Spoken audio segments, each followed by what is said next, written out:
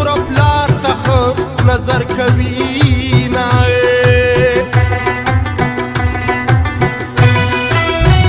جنت ورکول د الله کار دی څوک چې روان د دین په لار دی عزت د مور او پلار په کار دی